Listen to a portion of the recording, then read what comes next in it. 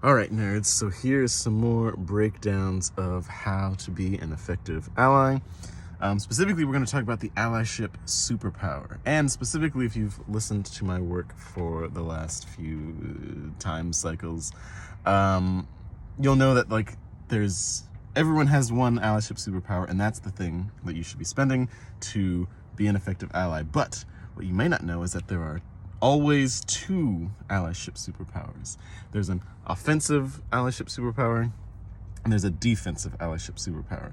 You can use your defensive allyship superpower for offense. You can use your offense for defense. I just gave them those names because I like sports, and because they get at really the flavor of those things. So your offensive superpower is that which is fun for you to do. It is fun, it is easy, it is the thing that shows up in what Gay Hendricks calls your zone of genius.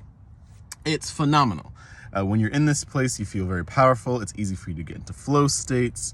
It's fantastic. And really, you can usually trace your allyship superpower, offensive one, back to what you used to like to do as a kid, your favorite subjects in school, the things that you do for fun or just because you can't help but doing. My allyship superpower, I do actually have several. Over time, especially as you learn about your different personality parts, you'll recognize that each of them also has a superpower. But storytelling, games, creativity, the way those mix together, those are my favorite, which is why I make a very fantastic dungeon master and why I've made the game of allyship, because it uses all of my various superpowers. But on the other side, you have your defensive superpower.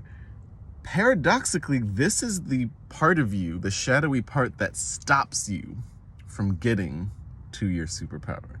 So the part of you that doubts yourself, or the part of you that sabotages, or the part of you that is scared of showing up in your power is going to manifest itself as a sort of self-sabotage.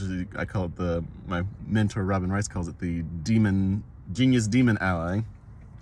Because once defeated, you get access to the gold that is your superpower, and you get all the strength that the demon ally developed to try and thwart you. So for me, my self-sabotage strategies involves hiding, getting distracted. What are the other ones?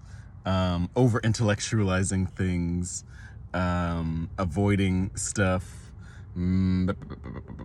giving up almost at the finish line. Now, all of these things sound terrible, but every single one of them were used to protect me from what I thought was going to be a really terrible experience of using my superpower. So they actually had my best interests at heart, and when applied creatively towards helping people, they end up being superpowers on their own. When I'm coaching folk, I use avoidance strategies like nobody's business. Someone will be like, I have to fight this huge giant thing. I'm like, no, you don't.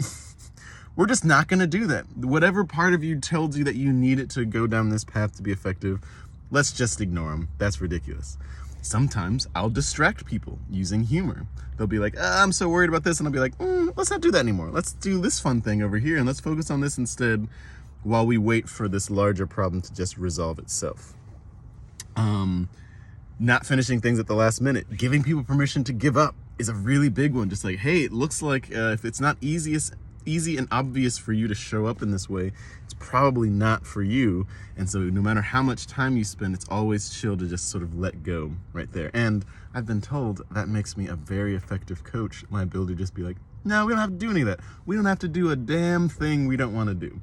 And so I get to have the plus sides of being a good storyteller, a fun, engaging person, creative, playing games, and I get to embrace what I used to call the lazy shithead that stopped me from doing things by helping people embrace that so they can find their own unique path to being an effective ally. So I hope that helped, and I'm curious, what is emerging for you guys as your defensive allyship superpower?